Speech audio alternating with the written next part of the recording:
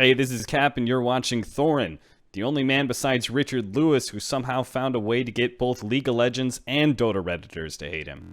Right, this is going to be episode 3 of Elitists on the Line. If you don't know the sort of score by now, it's basically a live discussion version of Elitists United, but instead of having a set guest, our guests are people who are in the Twitch chat and who ask an interesting question that they can discuss. Key distinction there, they have to be able to discuss it as well. So... you can just call me Mobar. Mobar. Right, yeah. Okay. Okay, for my question is, I guess the way I would put it is, do you think players understand the impact of, like, memes and how, like, narratives go against their careers? And I feel like a lot of, like, pro players, especially rookies, don't really realize how memes can actually further their career or, like, ruin their career. I think, like, a lot of, especially rookies, I don't think they even, like, think about it. For them, they just kind of focus on playing the game and don't realize how much memes can actually help or, like, hurt their career. Sure. Basically. By the way, just to check there, right, I just want to make this distinction. When you say memes, you mainly mean, like, the joke element. That's why it's like, separated from... I think an example would be, like, Leader with the blue juice and stuff like that, where, like, spreads the play... Like, for that, it kind of, like, spread him around a lot more than play and whatnot would. Yes. Where, like, promiscu, where people would just say promiscu, like, that kind of... That spreads around and it really hurts his career and stuff like that. And I don't think players really think about things like when they probably should be. What do you think, Veteran? I think that there are some players that think consciously about it, but only in, like, the positive sense, and the players that don't think about it are the ones most likely to have it happen to them in, like, the negative sense, right? Because, like, Leader was obviously very intentional with his whole blue juice thing. He's always been, like, a bit of a memer like that. Most of the L9 guys are kind of like that, though Selfmade didn't, like, have something like that with him. But more of the like, out there personalities, like the outgoing personalities, are the guys that kind of understand the impact of memes and they use it to their advantage. And then there are people who just feel like if they don't acknowledge it, it's not really, like, a problem, or it doesn't matter, even though, like, the promiscu thing, for example, that obviously matters a lot. Or, for example, okay, this is a really random one, but, like, just Patrick changing his name from Sheriff to Patrick, there were so many potential memes that were really positive in his regards. Like, you could quite clearly see there are so many things you could do on cast with an AD carry called Sheriff, you know? And he, like, eliminated all possibility of that by changing his name to Patrick. Because, well, Sven changed his name to Sven from being Niels in the first place, but, like, Niels didn't have the kind of, like, meme potential that Sheriff did that could be positive for him. So I think the players that acknowledge it are generally the ones that end up building a really good brand for themselves. And I think now that branding aspect is more necessary than ever. And I'm really glad you brought up, like, the Leader example, because you could there were plenty of, like, mid laners that were doing, like, really fucking well. Magic Felix was lucky that when he got, like, 5 accounts into Challenger, other people were memeing that about him. But if he himself, like, really understood how much power that could have, he probably would have had a way bigger brand than Leader. Like, he had a way bigger head start, right? But then Leader capitalized off of very few games to get everybody talking about him, you know? And that was very intentional in his regard. And I wish that more players kind of understood the potential that you have there. I would argue Magic Felix still doesn't really understand, like, how big of a thing that could have been from. Yeah, especially at the point where, like, all the people were literally renaming to Magic Felix because it had become a meme, you know? Yeah. But, like, he streams as well. Like, you would use stuff like this to advertise your stream, you know, if you really knew what you were doing. And his stream is decent, like, he gets, like, 400 viewers, stuff like this, but he could have really exploded on the back of the fact that he had, like, just, like, 5 accounts in Challenger, not because that's good, but because of, like, the meme potential from that. But everyone else except for him was doing it. Like, it's just free advertising at the end of the day. That's the difference between memes and regular advertising, is that memes, if you actually, like, push them yourself, other people will, like, make them explode really fucking easy. It's essentially free advertising. And that's what the blue juice thing became. Now everyone just associates that with Leader. If you see Leader, you like, think blue juice, and you'll probably tweet blue juice, and you'll probably tweet at Leader blue juice me or something like that. But Magic Felix never, like, did that himself, so no one was ever, like, interacting with him in that regard.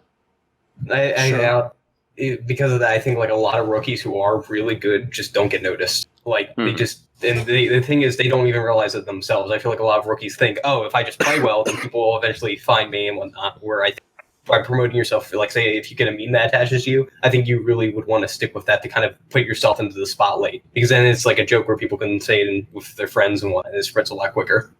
What's mad to me is that like you said, Veteran, we've actually got two perfect examples of people who haven't understood to this day the power of it. So Sheriff's a great one, because as you say, he had a great name, and if anything, it hadn't ruined it in any way. You know, he was one of the few players I think would have survived the H2K debacle without kind of getting flamed too much. So the idea he changed his name is like, you've just set yourself a year back again, mate. Like, you've just wasted everything you did. Well, the other version of that is the Promiscu one, because if I was Promiscu, I'd have changed my name immediately when people made that meme. I'd have just picked another generic name when I got my next chance. Like, now, if he's the guy who should be called Patrick or something, like something generic, something that has no connection to the old... Well, it's irrelevant now, mate. He's called Promiscu now, so that doesn't really matter, does it? It was even more of an idiot then, isn't he, for going back? So, on that one, it's clear he didn't understand the power of the meme, and he thought to himself, naively, well, if I just play well, it'll turn around. It's like, it will, but there's an inertia to that meme, mate. Like, you'd have to really play you'd probably have to play twice as well to turn that one around. Yes. Yeah. No, I fully agree. And there, like, if you actually understand the power that these things have, you can also suddenly get everyone calling for your return. So, like, a really obvious one of this very recently that I thought of while you were saying all that was Kikis. Kikis has turned the fact that Vitality's like jungler was starting to get criticism. He turned that into a huge meme about how they should get him back. He wasn't just like going on talk shows and saying, like, yeah, they should obviously get me back. It was like every time that Vitality had a bad game, he would like tweet his luggage and stuff like this, you know, and all old like shoes and all that. He made it so that every time Vitality lost, your mind would immediately associate that with Kikis, and you would immediately check Kikis' Twitter and go and retweet Kikis' thing and put it on Reddit, and it would really snowball to the point where like Kikis coming back kind of entered the zeitgeist, you know? So there's no way that as an organization you don't start considering Kikis when you're actually doing badly and everybody wants you to bring him back, you know? Like you're essentially bringing back a fan favorite at that point. He made himself a Vitality fan favorite when he's not even playing in them right now. I would have thought Gilius would have been the one to do that, because Gilius turned the fact that he had like a very like aggressive personality, shall we say, into a meme in and of itself. But he was like, he's already like with another organization. He decided not to like do this, you know. I don't think Gilius does it. I don't think Gilius like thinks about it. I think Gilius just does it kind of naturally. I don't think he understands what he's doing to an extent. I think Kikis is a lot more like self-aware of him. No, because that's kind of like out of step for Kikis. Like, he's not a boring person, but he doesn't have the kind of like aura around him that like Gilius does. You know, you'd expect Gilius to talk massive amounts of shit, but here he was silent. He was just like trying to wish his old teammates on well, and Kikis was just like, guys, there's my luggage, you know, I'm ready to go right now, every fucking time without fail. And that was like, To be fair, that the problem with that meme there is like, Kikis, you should have your luggage packed at all times. I would just never unpack if I were you. Have you seen your career for the last 5 years, mate? Let's be real. Come on. Why even bother setting up that fucking side bedroom? Anyway, there's another aspect to the question, though. We've just mainly gone the meme angle, but the other angle is the narrative angle, because obviously that is something that you hear players often talk about, and unfortunately, they only ever talk about it to bemoan it, like, oh, it's so unfair, you know, these analysts and people on talk shows and fans have made this narrative that, you know, a classic example would be like, people are saying that I'm a passive AD carry, but actually, you know, remember that game when I had Kennen and I carried or something? Like, you know, like, people get really mad at it. Well, the problem with that I have is this, right? I'll just say the initial thing, Veteran, is that there's two parts to it that I have a problem with. One, most narratives do come out of real, genuine, authentic observations of how you play. Sure, just like memes, I mean, a meme itself is actually obviously just an idea. People associate that colloquially with something, but just the idea, obviously, the reason it sticks with people and gets repeated is they see it happen in the game. So the problem is, just like a meme that's a joke, there's an inertia again. So if you're reckless and you want to prove you aren't passive, you can do that. It's just you've got to really show it. Again, it's like the thing with the joke angle. To overcome the joke, you have to have such a momentum that it reverses the trend of the meme in that sense. So you can do that as a player. The second angle, I'll just say, is, listen, you can have the discussion. I'm all for hypotheticals and interested in counterfactuals and stuff. But let's be real. There is no discussion to be had of, like, should we have narratives? It's like people who are streamers saying, like, oh, if only people didn't all use ad block. It's like they do, they're not going to stop, and there's no solution. So that's a fun hypothetical, but it's not. There's no angle there. There's no agreement going to happen to stop using ad block. So in the same way, we're not going to stop using narratives, because as I say, narratives really is just like describing people's tendencies, trends, strengths, laying out what their skill set is. So I totally get why players who feel they've been like unfairly maligned, like maybe I don't play that way, or maybe you just saw one bad game. I get that angle, but that's really more just saying, could you be more accurate with the narrative, as opposed to narratives as a concept shouldn't exist, What do you think on this, Veteran? Because let's be real, you're someone who people would say on one hand you push narratives, on the other hand you've been a victim of narratives. Like obviously anyone who wants to talk shit can just say, what about when you coached H2K or something, like that's an easy angle to go with. Yeah, it is, but like my approach to these kinds of things is, well, my advice for players at the very least when it comes to approaching these things, is I think how you approach them as like a member of staff is different to how you would approach them as a player. Is that if you want to find someone who took all the criticism about them and turned it into a positive narrative structure based around them, look at Febiven. Everybody was flaming this guy because he like is perma pushing all the fucking time. It's like these were the criticisms that everybody was putting at him, like pushing the wave is not wave control, cost us, all this kind of stuff, right? Is the kind of thing players would come at him with, and he turned that into the only way is forward, all these kinds of memes. He turned the criticisms that people have of his particular playstyle into straight up positive shit, and he has not stopped memeing on Twitter this whole time he's been absent from the scene, by the way, really pushing, yes, I am the hyper aggressive, over aggressive guy, right? And on the flip side of it, you have Froggen, for example, who everybody will be like, oh, this guy is just like AFK farming and shit like this, right? Froggen himself pushes the narrative that no one can fucking out-farm him, that CS is the most important thing in the game. Why would I bother going top when I can just get all this gold, all this plating in lane?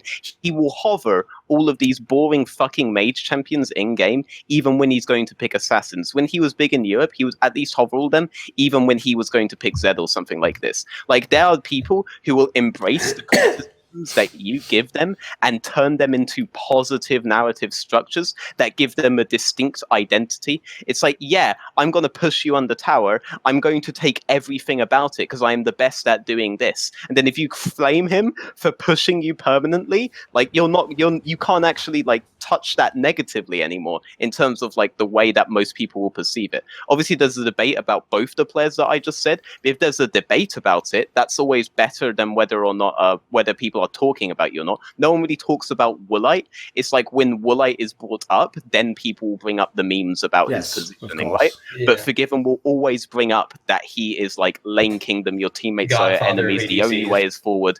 Even when like it's literally like nobody, literally nobody, Febiven, your bot lane crying while I'm helping them on the tower, 2v3, Like you have to be like that rather than try to shrink away from it and get really defensive about it and be like, I do understand wave control concepts, maybe like imagine if Febiven was that kind of player. No one would fucking remember him. No one would give a fuck about him. No, you know what? That's always one of the things that's pissed me off the most about the people who get mad at the narratives is exactly what you've just said. It's like, first of all, no, people like Reckless, we didn't invent this narrative completely out of thin air, did we? Like, get real, mate. You literally did it for seasons and seasons. So like, you would be smarter if you went with the angle, which is, by the way, what I would do if I was Reckless, is like, yeah, that's what I do. I'm the best at it. I think it's the best style. I've won more championships than the players you like. My style's better, more valid. What's funny is he doesn't realize when he complains, he essentially admits he himself doesn't want to be thought of that way, or he doesn't agree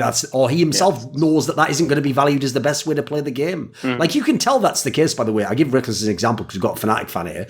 Because let's face it, right? Why would Reckless idolize Uzi if that's the style of play he wants to play? Like, it'd make more sense to me if Reckless had said, I never even thought Uzi was the best. I always preferred Samsung White Blue Deft. That would make a lot more sense to me, Reckless. It's in your vein of style of play. So that's one of those ones where I feel like, again, that's a player who their flaw is that they just refuse to engage with the narrative except to complain. And so unfortunately, first of all, that turns people off a bit. And then secondly, you're actually not getting the most out of it. Like he said with the Febiven example, you could have spun that and you could actually have had a lot of fans, by the way, thinking Reckless's style must be the best because he was winning all the championships. Yes. It would be a clever way to sell it, I think.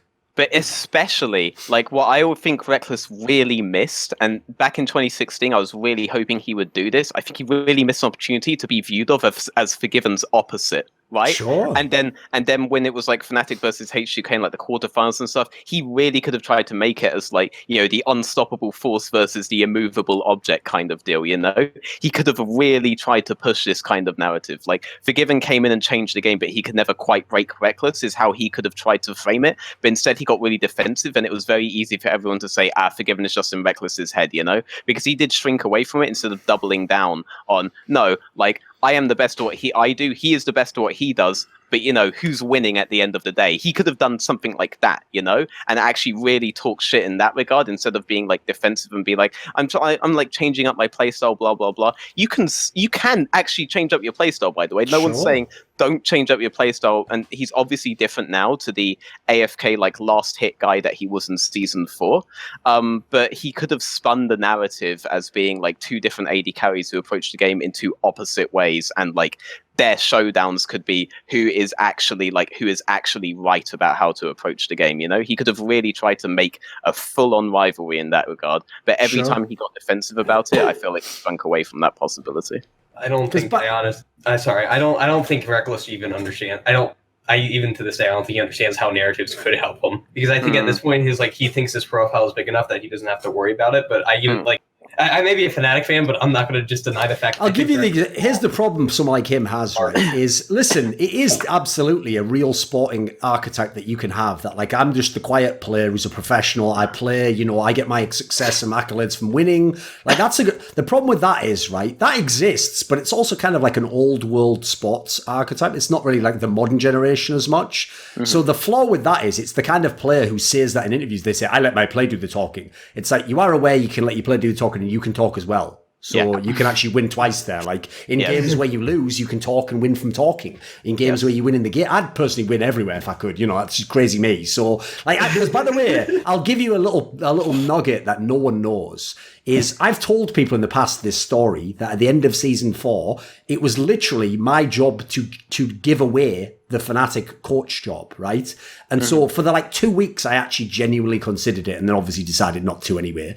When I was thinking about it, right, at the time, because this is what a train wreck even back then League of Legends was, Fnatic kept telling me like, well, you know, if you're planning for the job, realize you might have to like, you know, broach the whole situation with Reckless, and you might have like, at the time I was hearing all sorts of crazy names, like maybe Amazing would be the jungler, and all sorts like the names they were throwing around were ridiculous. Now the reason why that's ridiculous is because I already 100% knew, like anyone who was actually in touch with the players, that Reckless was already all but signed to Elements. He was just waiting for the fucking contract to appear, and he'd already spoken to those guys in live. So I even told the Fnatic guys, well, you know, maybe we'll consider if Reckless isn't there, because they were going, no, he might sign, you know, maybe we'll build the whole team around. And I was like, sure. So just for the sake of showing that, like, you know, I would have still in theory be open to coaching Reckless, I even told them the way I would spin it. I told them what we would do is this. We wouldn't like tell him to change his playing style. I told him, I actually as a coach believe that you should let players play typically then what they like as a playing style, as long as it fits in with what the whole team wants to do. So this is the way I was going to market it, right? Imagine this, Reckless's skills, but with my marketing abilities. So what I would have done is this, right? No, Reckless isn't the third carry threat. He's the final boss. We only turn him loose when Soaz and Speke can't take over the game. So what we do is we keep him reserved back. That's why we even have Yellowstar just roaming. We don't even need the AD carry to win lane. But you know what? If you motherfuckers test us, we will turn that boy loose on a Tristana, and then let's see what... Like, that's the way I'd sell it. That was so good, actually. So then the few games where he does take over and dominate, people are going to think my bullshit's real, and then in the games where he doesn't, we can still sell it like, we don't even need to. Listen, Reckless, his time will come in the future when he'll dominate the league. For now, we're just chilling, you know, like, he's just such a great guy, and he's such an unselfish guy. He's willing to let that French guy, that guy who complains a lot, have a little bit of shine, you know, like, that's the way I was going to sell it. That's straight fire. That's straight fire. That is absolute fire, isn't it? The final boss, actually. It's not bad. It's not bad, is it? Yes, but like you just change your Twitter profile at that point to just be like, it would just be at Reckless, the final boss. Exactly. You have to do. Exactly. Like, it's fucking perfect, actually. I love that in concept. There you go. A little the players freebie don't for think you about these themselves. They don't at all, unfortunately. Think about it for them. Same as, I'll give you an example, right, of someone who initially fought a narrative which was the dumbest narrative to ever fight, and he eventually embraced it finally, and it's Hive from Cloud9. Remember, right? Because I know I've literally had him himself complain to me in person. The thing he didn't like, right, was the narrative that he's an amazing shot caller, but wasn't that strong mechanically as a mid laner. Now, anyone who knows the fucking mid lane role knows if you go and see High beyond like the first split maybe, he was clearly not a strong mechanical mid laner. And what his dom is, he didn't realise that isn't a backhanded compliment. That's actually to give him more credit. The idea is he's not even that sick as a mid laner, the most impactful role, but he was so insanely impactful as a shot caller that he was actually still amazing at his role. Like, I actually was bigging him up. Now, what's hilarious is he only at the very end of his career finally embraced that when he actually started calling himself like a support carry or something, or support shot caller, something like support mid or something. His angle, he had some angle like that was like he was trying to take it on, but it was kind of too late. That was like at the end of his Cloud9 time, and he wasn't. He was going to lesser teams. Was that around like FlyQuest or GGS era? Or? I think so. But the thing is, if he'd have embraced that at the height of his Cloud9 period, that would have supernovaed his fucking like personality and his like profile as a player. He still is one of like the best NA players of all time, though. But I know what you're saying. But I mean, like the person he could have been basically is Doinby.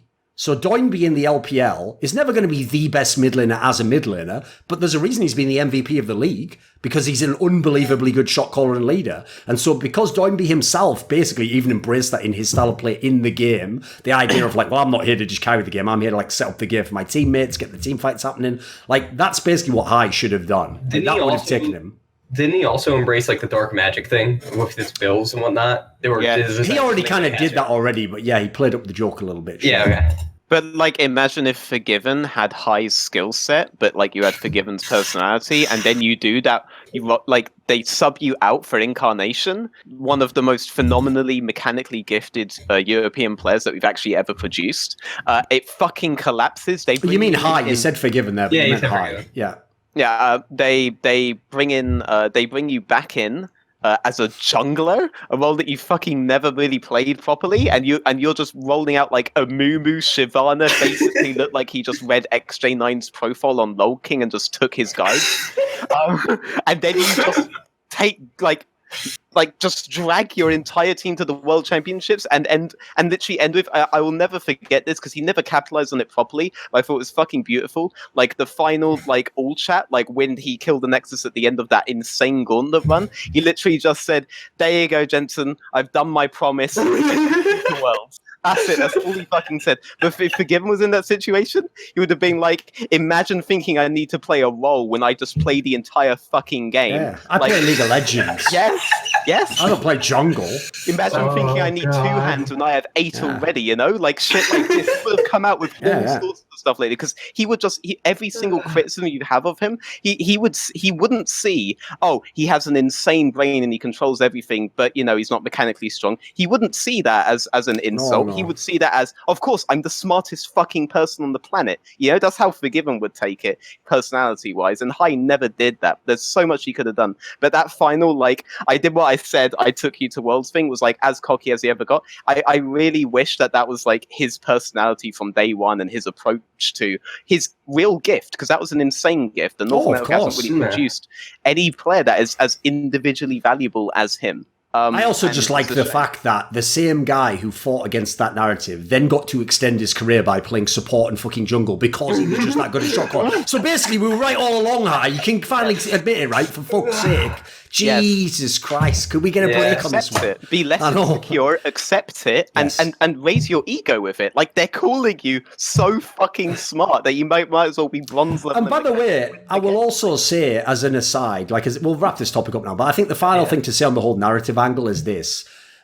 If you are someone who, if you're the player who is bothered by narratives, right, ignoring them is not an option, as we've just shown here. That area is going to continue on. It will have a life of its own without you. So this is the problem. You do not have the option to not be involved. It will take part without you. So the only option, if you want to actually have some say in it, is to be involved. If you actually go on it, I've said this to so many coaches, don't complain about the show on Twitter. Just come on the show and give your thoughts. If you make really great points, first of all, half the hosts I have, Veteran, LS, they're the most fucking easily unlikable people on the internet anyway.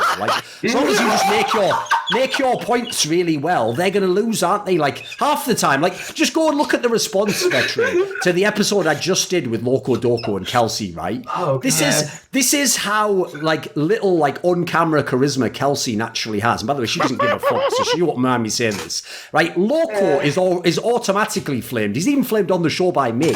And even he won a personality battle against Kelsey, where even though half of the shit he was saying was, like, borderline nonsense, just puff opinions, her, like, really insightful, poignant stuff was just all written off as, like, she's an idiot. Yeah. So if you want to see the way popularity works, if, like, this is why the big joke of all time, I'll tie it back in and end the point here, is, do you think if Reckless came on a show and argued against me and I said I was wrong on all these points and stuff, you think no matter what I said, I would win that in the public court of opinion? Of course I wouldn't. Reckless would instantly win that battle and everyone would listen to whatever the fuck he said. So if he really did care about the narratives, that would be the easiest way to solve it. It doesn't have to be my show even, by the way. Could be Hotline League or something, just go on and address the topics there. God. If anything, that's probably even the cleverest way to do it, by the way. I'll give you a free tip if you're a person who hates narratives. Go on the rival show and shit talk them. They're not even on the show. They can't even defend themselves. Now you're getting the advantage we get, where we can just talk mad shit and you can't defend yourself. Use our weapons against us. I will still 100% wreck you though, Reckless. Don't worry about that. No matter what show you go on. You can't run from me. You can't hide. All you can do is retire. And even then, I'll probably still reference you 700 times an episode, because that's what I do, okay? So that's the end of this segment anyway. Thanks, Mobar, for coming on, mate. Cheers. Thanks for having me on. Cheers. Bye. Right. So we've got Kieran here, and his question, or topic rather, was basically about Misfits and the fact that they've chosen to obviously take the main roster out of LEC, and the idea that, like, should they even keep the current roster? Should they get rid of the old roster? Like, give us your thoughts on that. Expand the point. Like, what's the discussion topic here, Kieran?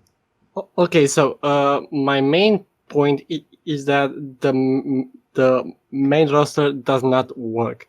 For a split and a half, almost, they tried it with Kire in the jungle and with Max Lord, but they do not mix. So what they should do now is they keep the Academy one and maybe change the support, because Hiva sometimes int basically. So okay, is that your opinion, by the way? You think they should just keep, like, the Academy lineup and just get rid of the other lineup? You wouldn't keep any players from the main lineup? I don't know, Hansama, but with another support, not Gorilla. What do you like about Hansama? What do you think's worth keeping about him?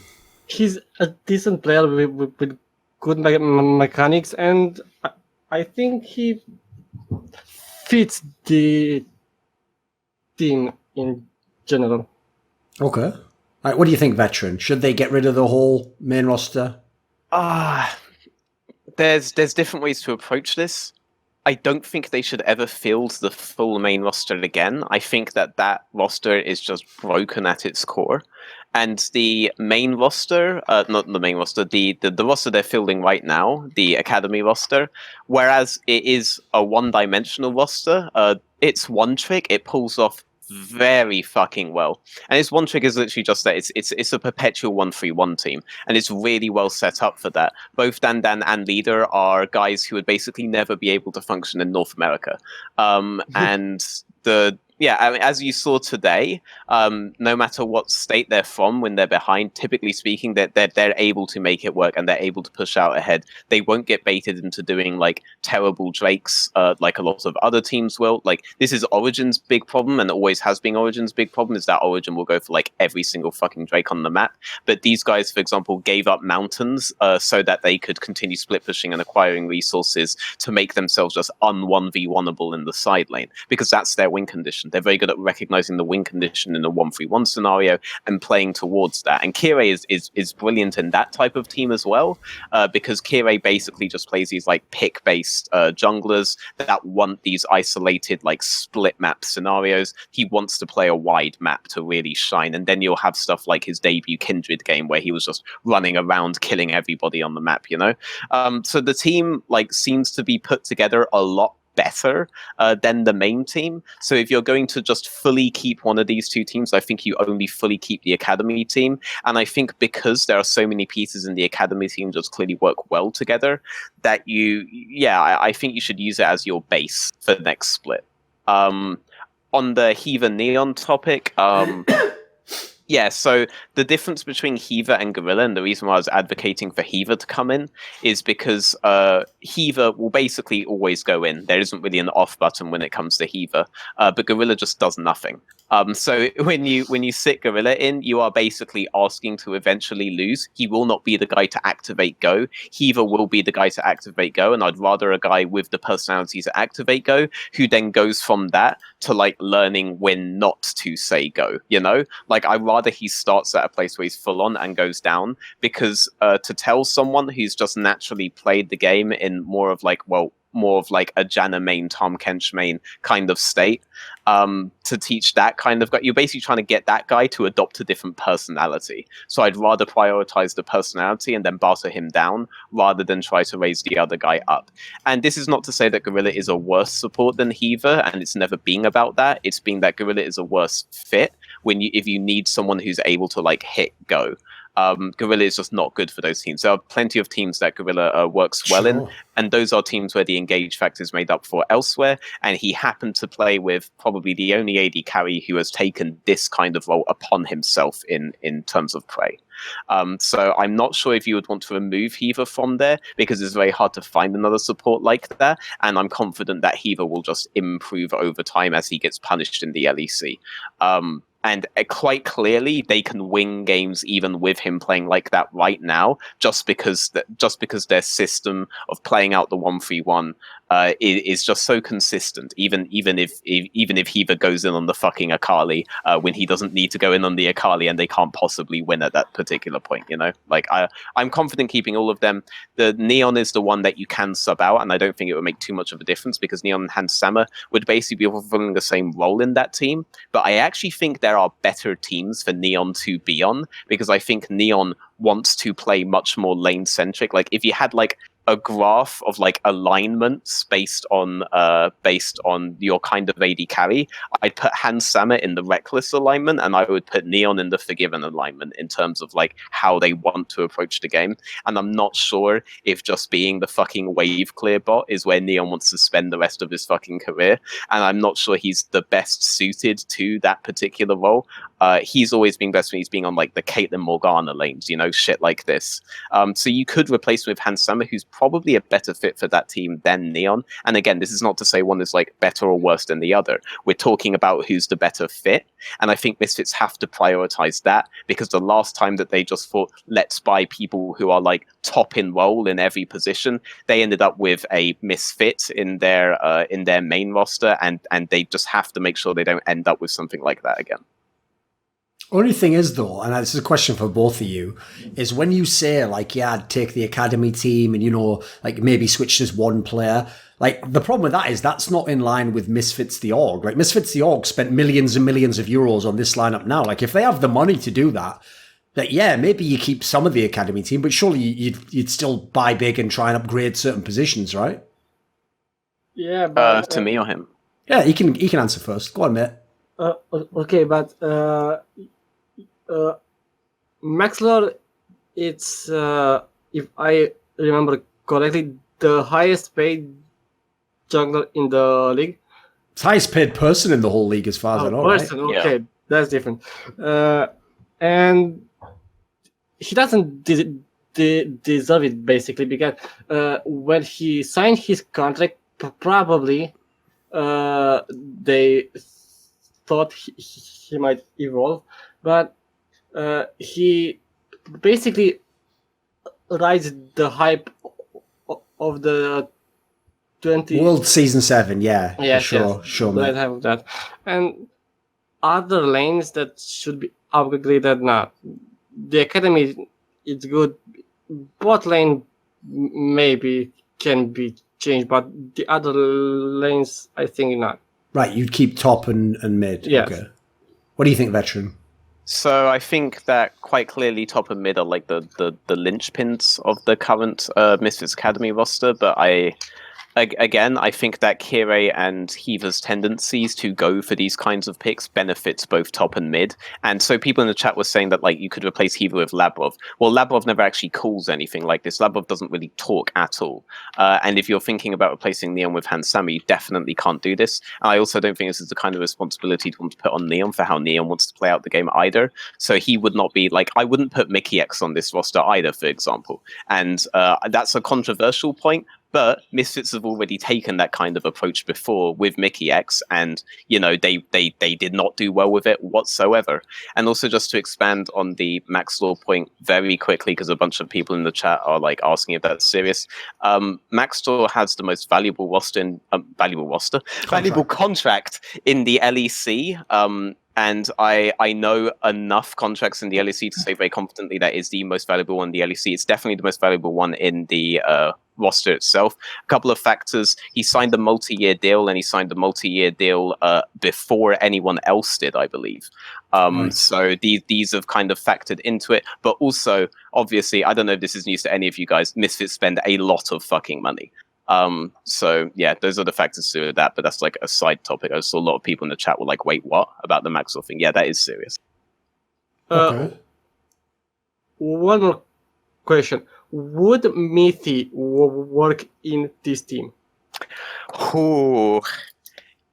Yes, I think he would work in this team. But actually, I take that back. Miffy, before he went to America, would work in this team. Miffy, after he came back and went to Origin, would force them to do stuff like contest those Drakes I don't want them to be contesting, that aren't actually beneficial for them to play out their 1-3-1 scenario.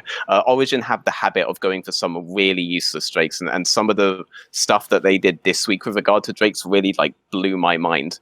And this seems to be like a North American stayover that has stuck with Miffy. So right now, I don't think Miffy would work well with them. Like the mistakes that Misfits made in their game against Splice, a lot of people point to like the bug and stuff, but honestly, I have no idea why these guys are contesting like a post 10-minute Ocean Drake or a post 10-minute Mountain Drake or anything like this, or feeling like they have to rush the Baron when they have fucking Gangplank, Sivir, Silas. Like, you guys can stall out versus the first Baron buff for sure. If these guys go for Drake, great, bounce top wave and reset the map. If these guys get Mountain Drake and then they try to transition to a Baron, sure, force them off it if you can, but you don't have to rush it, just reset the map again. Like, I have no idea why they would go for these things. And today, they didn't. Today, they didn't go for these things whatsoever. They played out like they should play out, and I feel like if you add Miffy to that, he would make them go back to the reasons that they lost to Splice, you know?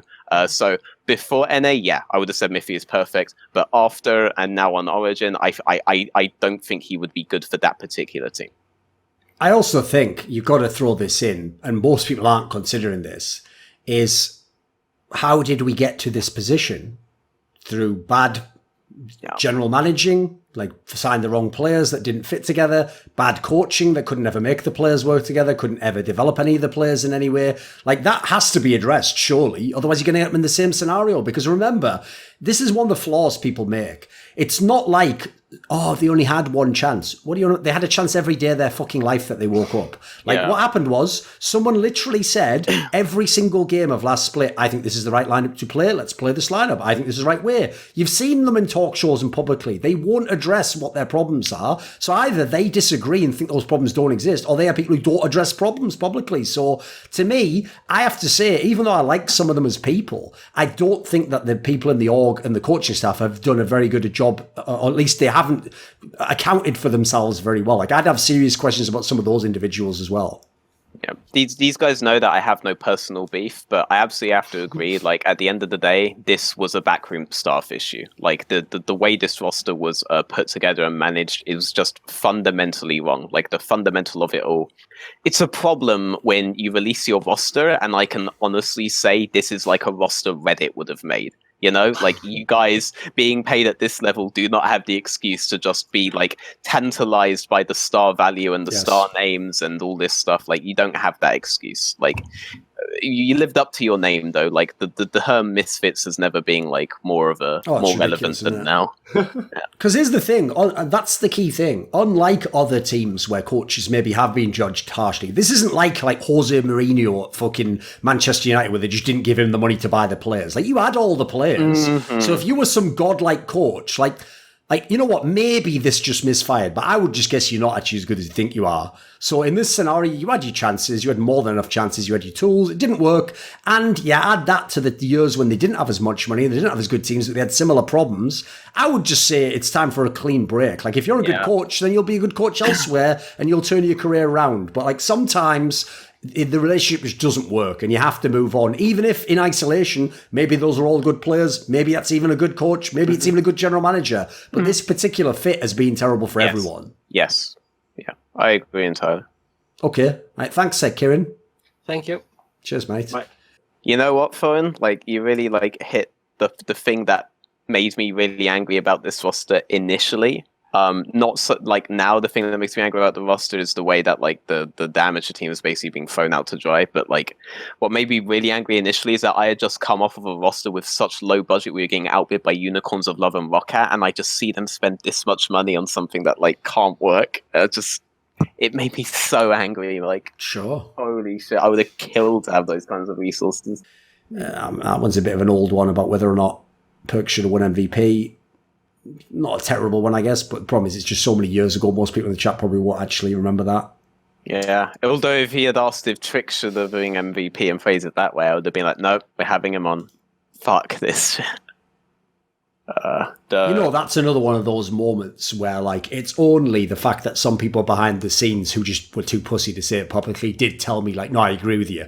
Like, mate, when he won that first MVP, I remember just being like, what even is this? Like, am I missing something? What am I missing in the game here, guys? Like, how is that the MVP of the league? Not even the fucking team. Like, I would have argued he wasn't the MVP of the team, but the idea that he was the MVP of the league, holy shit. Meanwhile, I've had to hear every moron in the world, because Jankos until last year had never made the final of an LCS, every idiot in the world telling me, if Jankos was as good as you say he is, why has he never made a final then? It's like, and then the same cocksuckers are the ones now, Veteran, that are like, of course Jankos is the MVP of the whole league, he is number one. It's like, yes. same guy, of course, you know, get me out. Get me out. But there were also like one narrative thing that happened there was also that a bunch of people, including me, were pointing out how valuable the synergy between Vander and Jankos was, and a lot of people started taking it to be like, oh, well, he's not that good, he just plays with Vander, or oh, Vander's not that good, he just plays with Jankos. There you go. Just Jesus Christ. Because you know the sick thing is actually, Veteran, that like at this point in his career, mate, Perks probably never will win an MVP. I mean, I tell you what, another one I think he was robbed of was, mate, last summer in the funnel meta, I would have 100% given Perks the fucking MVP. Yeah, the idea of anyone from Fnatic's winning that, it's like, that was the most fucking balanced team. What are you talking about? That should have been Perks 100%. He literally had to 1v9 get literal 1v9. Like, I'm just waiting for Boxer to fucking win MVP. So that'll happen. Don't worry, mate. That'll absolutely happen. I guarantee. Hey, by the way, here's what's funny. We should have mentioned this on the earlier section. Maybe I'll chuck this in the VOD.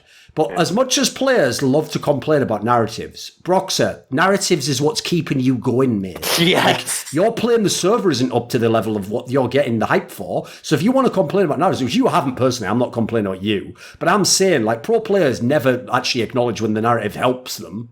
That narrative's helping him like a motherfucker. Right. So Irizo here had the question and topic. It's an interesting one, I think. He said, what type of team does Febiven need at this point in his career? Obviously, he can't just be a plug and play. I can't forget the rest of it. Anyway, he basically just can't be a plug and play based on what you've seen in Clutch Gaming and now Misfits. Right? Do you want to expand that point a little bit, mate? Right. Basically that after, 2017 with H2K, he went over to NA and was supposed to be the center point and the centerpiece of Clutch Gaming. And, he didn't have the best talent around him, but it was okay in the spring split, and then everything fell apart in the summer. And then obviously he comes back to EU, he's on Misfits, and he has a quote unquote dream team despite everything wrong with that team. And he's looked okay at best there, above average, but again, he's kind of fallen flat. So what is basically going on what type of team does he need to achieve the success that he had on H2K and going further back with Fnatic? Here we go, Veteran. It's your boy. So, okay. So I like your question because I kind of have to think about it a bit. The critical problem that he has right now on Misfits appears to literally just be that Maxwell is one of the few junglers that still doesn't understand the exact points that he should be pivoting towards the midsection relative to critical points in the matchup, where you essentially need the wave to be in a certain position for you. And I've talked about this like a lot on stream, so any of you guys who are watching my stream very recently will know basically exactly what I'm talking about. But fundamentally, Maxwell just doesn't understand when he does need to play around his mid lane and when not to. And these are very, very key timings, and he doesn't acknowledge any of them. All he does is he just goes for Drakes. I can't speak too much to how he was in North America, but I do know that in North America he ended up being known as like an Azir one-trick for a while. And the thing about Azir, which is not quite as relevant anymore, though Ludens goes some way to like fixing this problem, is that he... with his WE combo, he is pretty fucking safe and can fend for himself. So all Febiven was trying to do was just... what I assume he was trying to do was just accept that he was in a really terrible jungle situation and try to like get himself to like the sort of late game carry point. Because Azir is almost a pickle champion. Whenever Azir is meta, he's pretty much blind pickable. He's blind pickable right now. I'm very confident that you can just first pick Azir. The Ludens thing, by the way, helps you get around the mana issue that currently makes it so if you get the guy to burn fucking WE, he can't really trade now in lane anymore. So it makes sense to me that if Febiven had similar jungle problems back then, that this was probably his response to it. Obviously, on this team, people aren't just going to let him get away with just permanently picking Azir or something like that. They were trying to make things work outside of it. But I hesitate to say this. I honestly think he just needs like a good jungler. Because when he had a good jungler in Europe, when he had Jankos in Europe, he was still known to be really fucking good, to be one of the best. Like, actually, I'm pretty sure he got like all pro #1. Yeah, no? I think he got like, pretty sure. Yeah. So I think like right now he was in a very rare situation in Europe where he had a jungler that didn't understand any of these points, and he was on a team that didn't try to address it with a system like Fnatic do, for example. And so it was like the worst case scenario. It was the worst kind of team for him to be on. And look at Leader. Like, Leader just had a really good game. Leader looks pretty good versus Splice, even though obviously like Splice won that game. Right. And now he has a jungler that like actually plays with him. But when Leader was playing with Maxtor, and when Leader was playing on the previous like Misfits main team setup, when Kira was on like Sedge and stuff, he also didn't look too good, like to most people's eye test. So this thing actually matters a lot now, because a lot of junglers have a very advanced understanding of it. And that's why, like, Xerxes understanding certain windows to do with mid is why I still rate Xerxes quite highly, even if I don't think he's one of like my 5 junglers that understand like the full map play concept. You know, Xerxes at least understands stuff like this enough that I'll always put him high. I actually think he's smart and just gated by his team system. But yeah, basically, Febiven needs a fucking jungler, and then I'm pretty sure that he's a very malleable player again. Because this guy was never just like, I'll just perma-pick mages. This guy was like, pick me Zed, I solo kill him, when he was against Faker. You know, like, he's that used kind to play of Leblanc, player. all sorts of shit, yeah. Like, he's that kind of guy, and he's very confident in it. I just think he needs like a jungler that understands this aspect that now everyone understands. You can't get away with it anymore, especially not in Europe. So do you think that if Kire was the starting jungler dating back to the beginning of spring, then these issues might have been resolved with growing chemistry? I'm curious. Like, do you think Febiven had a bad spring split as well? I don't think he had a bad spring split. It's just underwhelming compared to what I was used to seeing dating back 2 or 3 years ago. Again, it's not that he was bad; he was perfectly serviceable. But I guess my expectations of him are just higher. Yeah. So I understand that. For me, Febiven in Spring Split always comes down to 2 games. One is that game where Misfits are literally 0-12 at 12 minutes. Yep.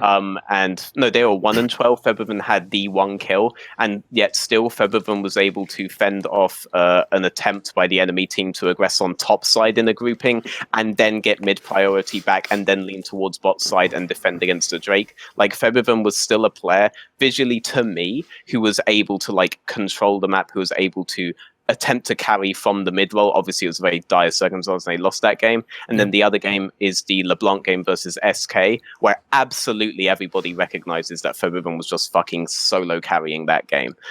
This was one of the few games that they were able to win where Soaz wasn't on Jarvan. He was on a Silas that was perma-picking Jarvan ultimate up, but still, he wasn't on one of these like engaged champs, and Febiven split push was what won them that game against a team that was top 4 back then. But obviously that team's being kind of out-accelerated now. So for me, Febiven Spring Split still showed me that he was this kind of player that the problem is that he doesn't get like these montage clips now because his team is very rarely being ahead and his team is very rarely being in control, and it's very difficult to find the windows to get those flashy plays that everyone will remember, because most people don't like view, like when an educated analyst, like I hate saying that, it makes you sound so elitist, but I guess like the title, it's up there. Fits the show. Yeah. I mean, when someone who understands the game watches the game, they see like the whole game in motion, you know. But when a pleb watches the game, they just see it as like a series of events. Like, oh yeah, there was a Drake fight, and then and then someone got caught top. Put it this way, Veteran. Baron, you know? If all the analysts had watched the spring split, but they'd had Pro View and they'd been able to watch Febiven, do you think like the perception of him as a player would be different? I'm not sure about that one because I think a lot of analysts don't understand the actual flow of the game. I mean, I'd hope so. I'd hope that if Fog of War was enabled, they would realize exactly how few options Febiven had and how he played relative to the options that he did. But I'm pretty sure that there are plenty of analysts who will look at a wave that can blatantly be frozen, that he absolutely has to crash, and think, oh, Febiven can just play safe at this point because Maxwell's doing Scuttle. And it's like, it's not like, this is not how the game actually works. Like that's a problem. Like otherwise, ProView would be giving so many people like a really accurate assessment on players, but I just don't think they understand certain concepts and situations in game. Okay, right. Even though I sort of tried to defend narratives earlier, like, you know, a lot of them are just observations of the way you play. I'm actually going to do the worst of all narratives, because I'm going to purely speculate and armchair psychologize someone that I'm not like personal friends with or anything. I've only spoken a few times. But I have thought about this a lot, and I have studied the person's career, and I've listened to a lot of interviews, so take this for what it's worth. There's two aspects with Febiven that I'm actually not a fan of him as a player. Like, in the server, he's always looked very good to me. I've always been quite impressed, even when he was known as a choker before he got to the LEC, now LCS at the time. He obviously clearly had talent. If you watched him play, that's why it looked like he choked all the time, because he clearly had a lot of skill. But there's two factors as a person that I can't fuck with. One is in all of his interviews, go watch them. I challenge you to disagree with me on this. Go listen in interviews when he talks about his teammates. Like, he doesn't seem like a player who understands very well, like, what his teammates are doing, how they think about the game, how they see themselves in the game. Like, for example, the two best teams he's been on, really, is the Fnatic and H2K teams. Well, look at those teams. On the Fnatic team, his fucking support and jungler are literally people who were considered like the best at those roles. Like Rainover was set up the whole map, helping Huni all day long. Yellowstar was considered the best captain in the entire fucking world, something ridiculous at the time. He was probably a bit overblown. Then he goes to H2K, where his jungler is the best fucking early game, like first gank jungler, and his top laner is the best econ top who likes to play that style, which is always going to give you a chance in mid. So like that, those are two teams. Those are dream teams to play if you're a fucking mid laner who just wants to just do his job, punch his clock, and be a good mid laner. The problem is that doesn't mean you have to understand all those roles at all. They're doing all that. They're making up that knowledge gap for you, and you just don't. You're never going to be tested on that front. So there's that angle, and then the other angle as well is as a person. I have to just say, I feel like he's a person who quits on teams. Like, he's someone where I feel like when his motivation goes, you just see he just doesn't look like he gives a fuck anymore. And it's funny because of the fact that he's from the Netherlands, because in Counter-Strike, my home game, there were famously almost never any players from the Netherlands. There's only actually one now that's on a vaguely top level. And one of the things people always used to say back in Counter-Strike is obviously they would think naively, oh, it's just because they're from the Netherlands, so they must all smoke weed all the time. And it's like, it's actually not true. Like, a very interesting thing about the Netherlands is because weed's decriminalized, actually it doesn't have the same sort of like edgy allure and appeal to kids. So actually famously the stats are that more people in the UK smoke weed like per person than the Netherlands, even among young people, even though you can just go to a shop and buy it. So actually, even though that's not true, I will make now what sounds like a counterintuitive point, which is it may as well be true, because actually my experience of Dutch players at the pro level in terms of skilled players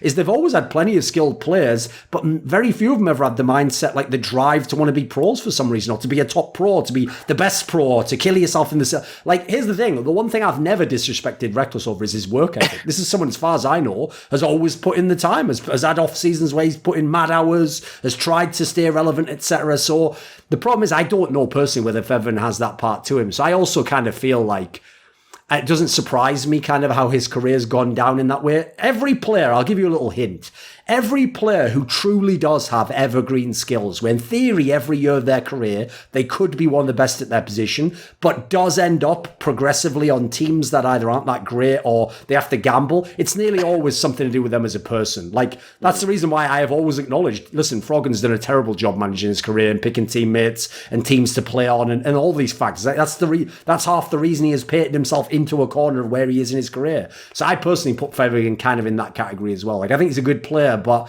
I feel as though I wouldn't trust him to pick his team. I would want someone else to look at who he is as a player in light of the things I've just said, and then put a team around him where it would offset all those issues, and it wouldn't be an issue, and then he'd just be a really good mid laner. Yeah, that's my take.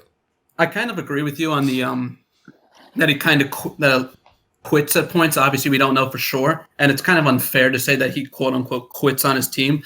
But his mannerisms and the way that his at least outward attitude was, for example, on Clutch Gaming, especially in the summer, and then I believe they played a Gauntlet. I believe they played in Gauntlet. Probably, but I assume they just got immediately eliminated or something. Yeah, I think that. Yeah, I'm pretty sure they got 3-0'd, even if they did. But maybe he didn't quit, but his mannerisms and his body language overall just kind of indicates that he's checked out. So I do agree with you on that.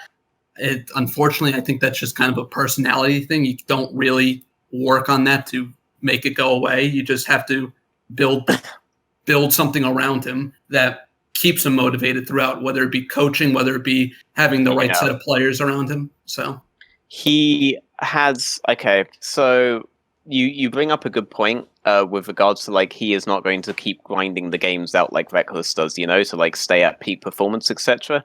Febiven has the same problem that Forgiven does in that he just expects that he will be like as good even when he doesn't grind, and he doesn't realize that most people literally just won't believe that you are that good unless either you are pumping out montage plays left, right, and center on your next team, in which case he's gated by his team choice, or if you actually obviously just show it, like in solo queue itself, and are like a legendary fucking player. But he doesn't grind the numbers, and he feels like he doesn't have to because he'll maintain a decent skill level. And I don't disagree with him on that. He will maintain like his skill level, but optically, no one will fucking believe him. No one will fucking believe him about it.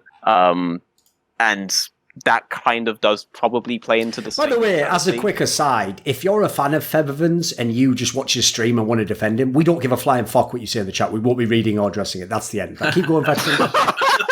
Don't give a fuck. Literally, write down whatever thoughts you have. Write down all your really deep, in-depth thoughts, all the things that he said on a stream that prove I'm wrong. Scroll it all on a piece of paper, roll the piece of paper up, put it in an empty Heineken bottle, typical for his country, throw it in the fucking ocean, and if it gets to me, I'll read it out. That's it. It's the same mentality, though, that like causes him to kind of check out, I think. Like the mentality that makes him think like, well, I will stay as good as I am anyway, so I might as well just play AD carry for a week in solo queue because like better bot lane wins and all that, like that mentality, which is he is basically what he is doing in solo queue right now. Like that whole mentality, it probably overlaps very much with, well, the team is in the dog shit because it's just not put together well, so why bother? Like I myself am not going to be able to fix it. Like I myself am not going to like be able to force my jungler to be where he should be all the time, and like force my bot lane to play a different way and force my top lane to play a different way, so why bother? Like I feel like it's the same mentality on both regards.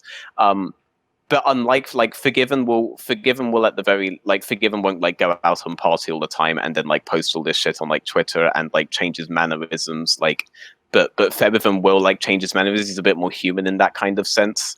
So it's That's more one of his noticeable flaws when it comes to Febiven, Exactly. It's a shame. Anyway, I think we've covered that topic pretty That's well. the guy that got me into, by the way, like one reason why I like that you asked that question is because Febiven is actually the guy that got me into League of Legends. Not really? very many people know this. Yeah, not very many How'd that people know happen? this, but he was playing Call of Duty when he was very young. He was like 14, 15 when I first met him. I was really good friends with like his best friend who was like quite a bit older than him. And I knew him as basically like this like squeaker kid who happened to be really insane at Call of Duty, by the way. And eventually Febiven got addicted to League of Legends. And I remember one day he was like so excited because he ended up on like one of those YouTube channels that just go for like high-elo solo queue games. Right. His game versus Peke was on that channel, and he linked it to me. And I like a couple of clicks later, I found from that video how fucking massive League of Legends was. This was season 3. It was like, why am I wasting my time on Call of Duty? Holy shit! Just going well down the shitter. So that was how I ended up making And the yet switch. somehow they're getting a franchise league. Yeah, but that's console. I mean, I don't know if you're aware of this, I was mate, in but PC actually, Call of the Duty. number of viewers doesn't actually affect whether people invest tens of millions of dollars and have a franchise league. It applies across all of these sports. I know, Think but about it. Think about it. But I believe the buy-in was 25 million, but regardless. It's more now, I'm mate. here. Anyway, the joke there was that the Overwatch League will fail. So anyway, right? Well, It will. Yes, it will. Obviously, it will. That goes without saying. There's no reason it would succeed. So, no, the other thing is there, one final statement to make on that regard. Basically, he's already an unpopular player. He's already done some things in his personal life that have made him look bad this year. But of all the things to hate Febiven for, making it so that Veteran is in League of Legends has to be very near the top of the list. Like, there's a new, very powerful meme to use against Febiven, quite frankly. He needs to make up for the fact that he has brought Veteran and foisted him upon all of our lives. He's got a lot of work to do then. He's got a lot of work. Anyway, thanks for setting the show up, Febiven. Like, okay. Thanks, N.A. Rizzo. Cheers, mate. Thank you. Thanks for having me on. Thank you. yeah. No chat. I did not play console. I played PC. Right. I remember when Pansy was Finn, but also like the biggest caster on like Oh, of the course. scene. Also, people don't know this, mate, but listen, she's not a pro level player, obviously, but she's actually someone who, I'm not joking, at all games I've seen is pretty decent. Oh, you Like, know, when she was good. like I've played CSGO with her, and obviously I've played with a billion people in CS over the years. She was fairly decent. Like, she was better than a lot of the other casters, mate, put it that way. She she actually played a few tournaments in COD 4 and like she did well in them. Like she was not like terrible or anything like that. She was actually very good. Like she is one of the people who would go on these desks and or now she's one of those people who go on the desks and like her opinion should probably be given actual credence, you know. Is there any topics? Any topics? Any things you want to talk? That's what I don't understand. So there's 250 people all sat there like, I like to watch people talk about League. Would you like to talk about League? No. I would just like to watch them talk about it. But don't you have a lot of opinions and thoughts? Yeah, I have loads. And I think a lot of them. And in fact, while I watch League and people talk about League, I'm going to be commenting on how everything they say is wrong. Oh, okay, then would you like to come on the show? No, I never want to be tested or actually have to back up any of my opinions. I just want you to know that your opinion, which I'm very much enjoying watching, I don't enjoy because you're an idiot and I think you're wrong.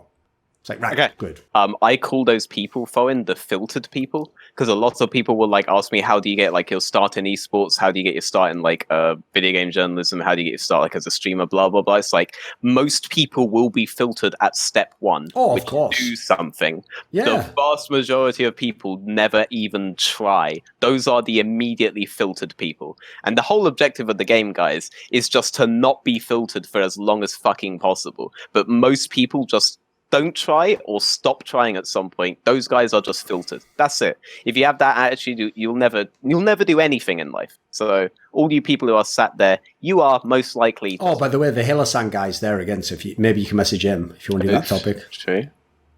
Oh, by the way, I will say though, here's the good news. I'm going to say every single person who gets filtered like that absolutely should have been filtered and never would have made it. So if anything, it's probably good for you guys that you didn't bother trying because you're all shit. You're definitely garbage. You have to understand, when I was a 4-year-old kid, I knew I was better than everyone else. True. Same. And I only did that laugh to make it seem like I said that ironically, but it's absolutely true. Okay. Again, I did it a second time because I'm that good an actor, but I absolutely believe that. So anyway, continue on. I'm gonna add the Larson guy. There we go. Right, wait, I have to do this a segment officially, mate. Right, so this is a guy we've had on, actually, the last episode. It's Harry. So he's a Fnatic fan, and he actually wants to discuss a Fnatic-related topic, though, right? So this is the interesting thing. Again, I tell you what, we actually get the reasonable Fnatic fans on this show because they actually have to come on camera, and obviously that would filter out 98% of the unreasonable Fnatic fans.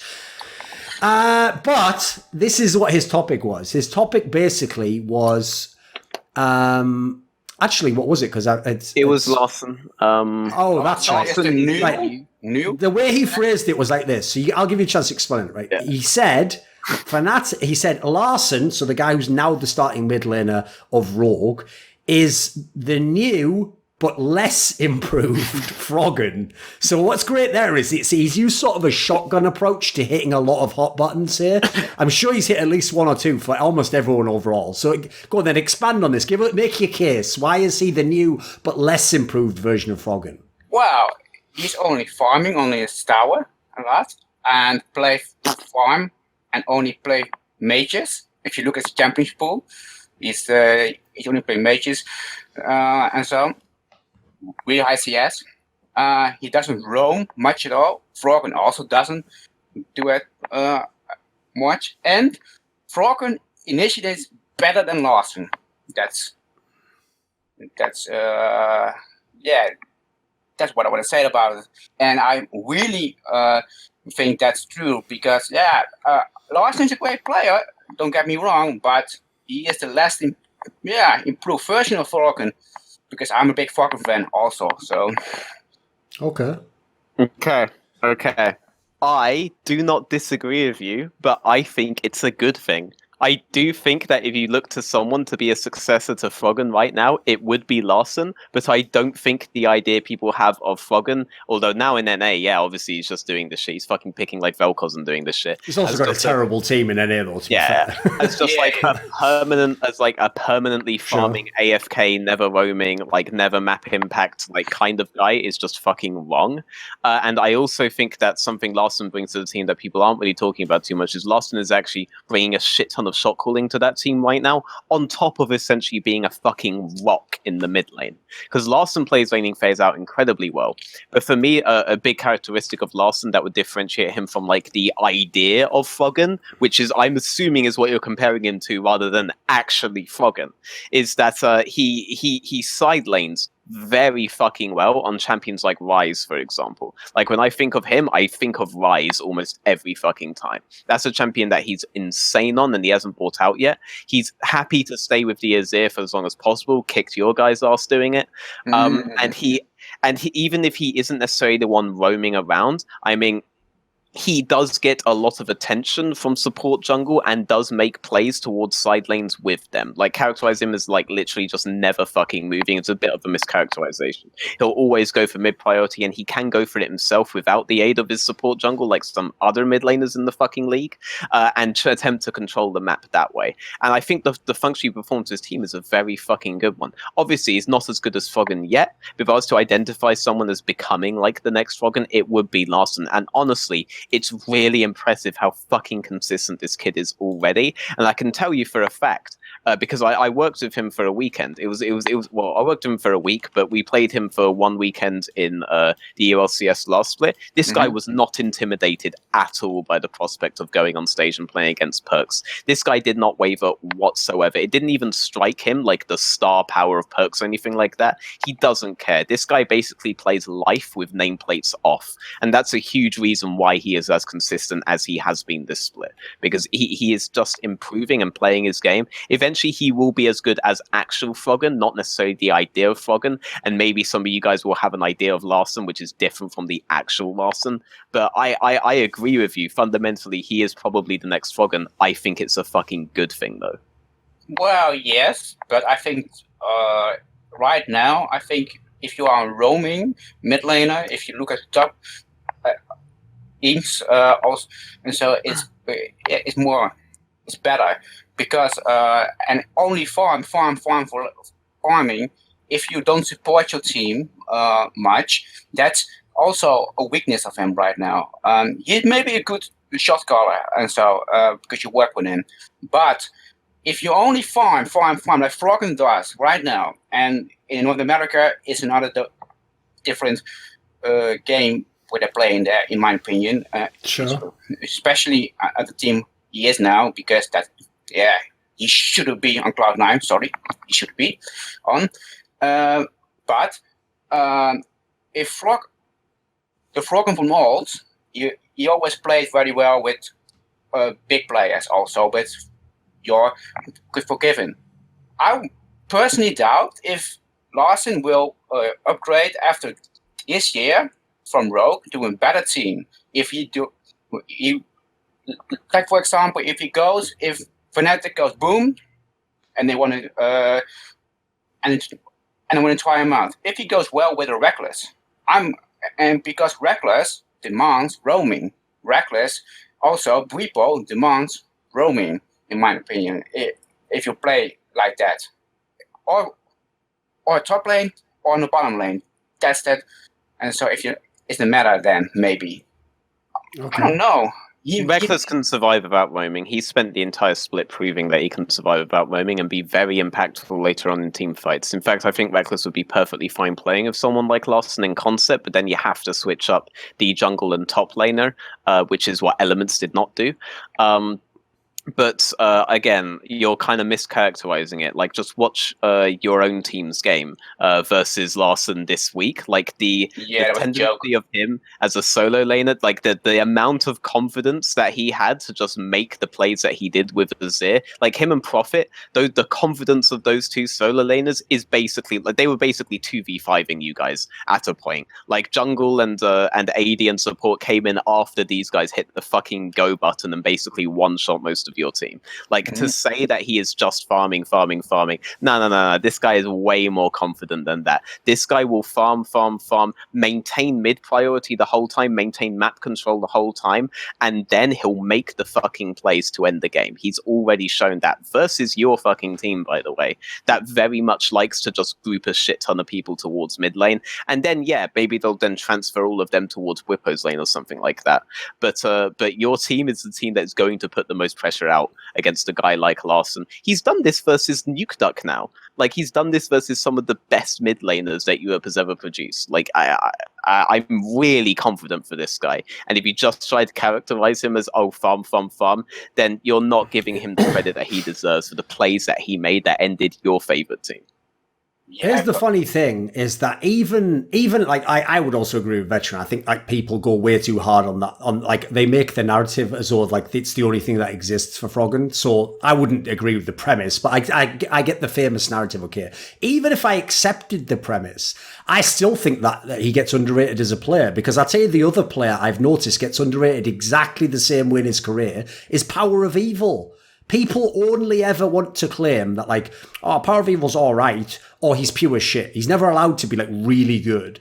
Well, both of them are both really good players at farming, at being self-sustaining, at playing their champions no matter what period of time it is. Like, these guys, the idea that's a weakness in a team just blows my mind, Veteran. Like, the idea that if I told you, I've got this mid laner for you, mate, for your team. He's not even the most expensive, but what he can do is he can lane, like, about 5 champions against any other champions in the game. He will always understand all the matchups, both sides of them.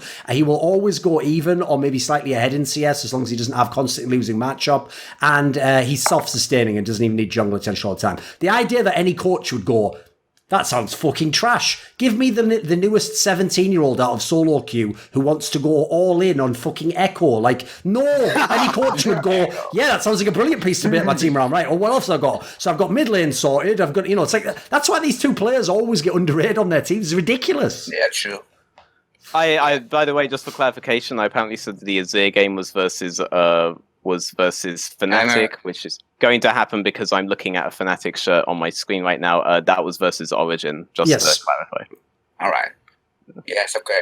Yeah, because the Fnatic game, What do you think about that, though, Veteran? Because I actually think there's another example. Yes. It's like if you watch those two players, Froggen and Paraiba, and you had to watch them in Pro View, again, half the problem is they're not going to pop off and kill everyone. They're not playing assassins. But if you watch them in Pro View, I know because I've seen these players when they stream, like some of the shit they can do with just farming. The idea that they're just going to farm, mate, that's hard. It's hard to farm some of these matchups. I think Froggen is at this moment. If you watch the LCS, he also farms, but he can one-shot somebody on Vel'Koz. And so I think if Lawson's champions pool will get defined with those kind of mages, and so also he can be the next Froggen, because then he farms and he still has his style, and he can one-shot a player, and you don't have to play all the assassins, because if that's not the playstyle you prefer or where you're good on it, not everyone is the new Caps, or not everyone is the new Rookie or Faker. Sure. Somebody is telling. That's kind of bullshit. If people say, yeah, he's a new Faker, well, a lot of people say that in Korea, never to turn up. Sorry to say that.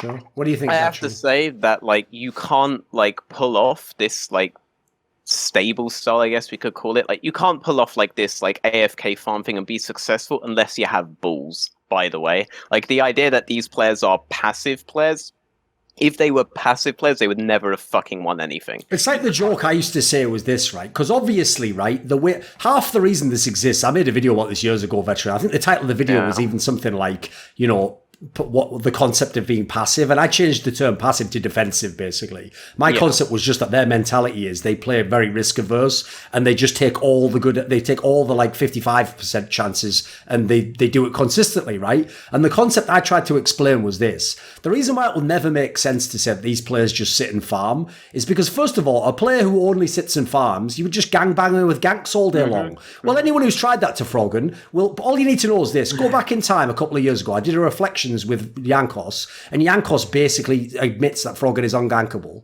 He basically says like you can do it, but it's like it's not a play you would go to his lane all the time and think I'm going to get a gank on this guy. So the idea you're going to win in CS while not being able to be ganked, and we all know you can't literally win CS every time just farming under your tower. Yeah. How do you think they're doing that? They're not just accidentally doing that every game, are they? It's hard. That's a skill set. It's just, unfortunately, as Veteran alluded to, it's kind of an invisible skill set. And what you're doing isn't going to show up in some big, flashy way. It's just going to look like, oh, I just knew which one to kill. Yeah. I mean, these guys hit a point where they know their item spikes relative to enemies' item spikes is such a way that they can now play balls to the wall. And people don't talk about that aspect because in games where they don't hit that point, they just see them as just, oh, this guy was just farming the whole fucking game, you know? But like I'm glad that you said farming, by the way, because like he's not farming under tower the whole fucking game. Like, he is maintaining mid priority and mid control. Like, that's very fucking impactful.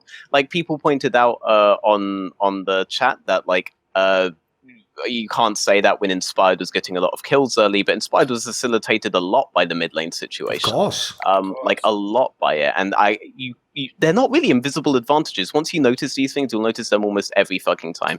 And I feel like people are just trying to turn the fact that this guy is being so solid into a negative thing. But my fucking God, like Thorin says, if I could just grab someone who I know for a fact is going to be like fine this game, no matter what I put him on, like this guy will definitely be good this game at a bare minimum, at a bare base. Like, yes, I'll take that every time. That is very rare. And Larson was the most complete out of these rookie guys who could have come in spring. Now he's finally in. But he was like really fucking complete in this regard.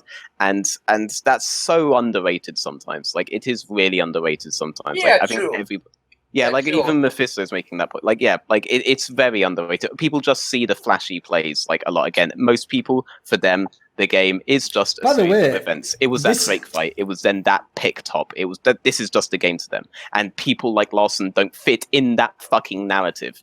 But just because he doesn't fit in that narrative doesn't mean he's a fucking boring passive player. All right, this guy's fucking good, and I would gladly prioritize him. Like, I think and he's not too passive like Froggen is. And the best way to attack is maybe attack sometimes is to defense. That's a famous Dutch player, football player oversaid, Johan Cruyff.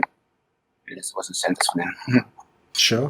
I think Larsen has great potential. I really hope he stays in Europe. He doesn't go for the money in NA. I don't think he is that kind of player. But if he goes, it must be in a great org like C9 or like TSM. I don't think that's going to be happen. But I really hope Larsen gets. If Rogue had a better AD carry, by the way, they would make worlds. I think if they add, for example, Forgiven will take you there.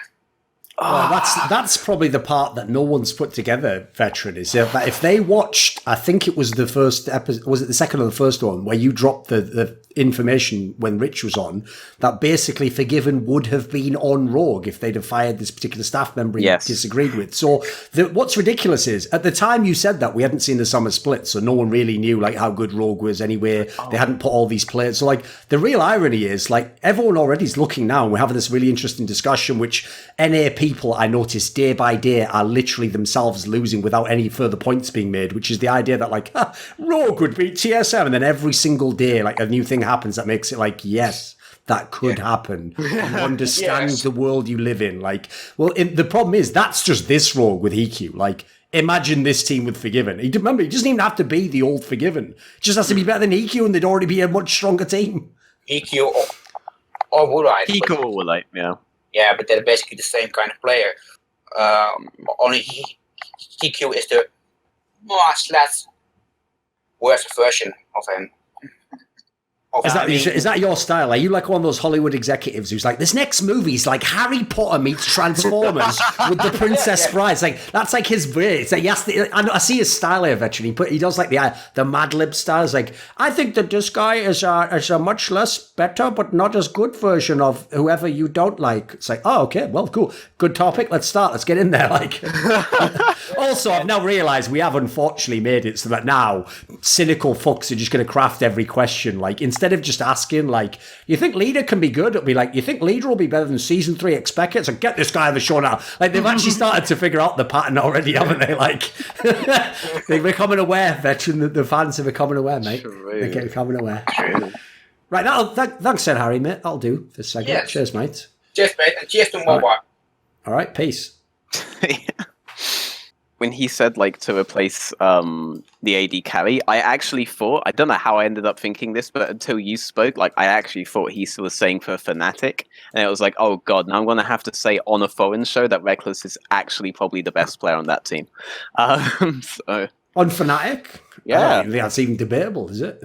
I mean, some people would debate that. I thought that was about to have to be debated. So.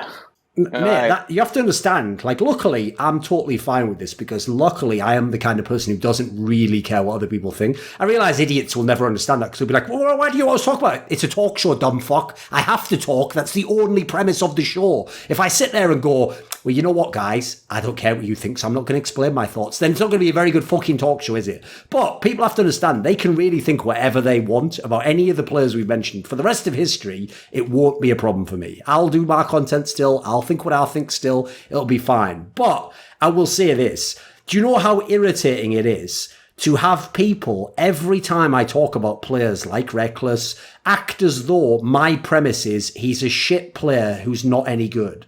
That's always they always argue from that premise. It's never like the real debate is like, is he the best player? You know, the exact opposite. Yeah. It's always that like, I think he's shit, or he's a shit person, or or like, well, what's bizarre is they always use the angle that I've never understood, which is like, they always say he's won therefore he's the best, which is the easiest argument to ever defeat.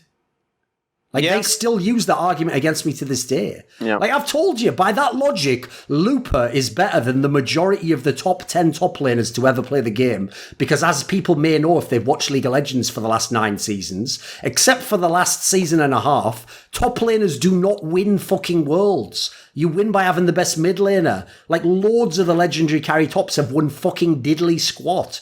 So the idea that Looper's better than them because he won Worlds, is he fuck? And anyone who knows the game knows that. So I don't know why, by the same transitive property, they'd ever take the logic that because Reckless won, he must be the best in the game. I don't get it. I just don't get it at all. But anyway. It's because the one time that, because Reckless, again, never made that kind of like Forgiven meme of like the only way is forward, like my star is the best, blah, blah, blah. It's because the only argument that he ever made was that fucking argument versus Freeze, where he just posted all of his wins. So that's the blueprint that all of his fanboys and fangirls have, is just, yeah, well, Reckless has won a lot of things. So. Sure.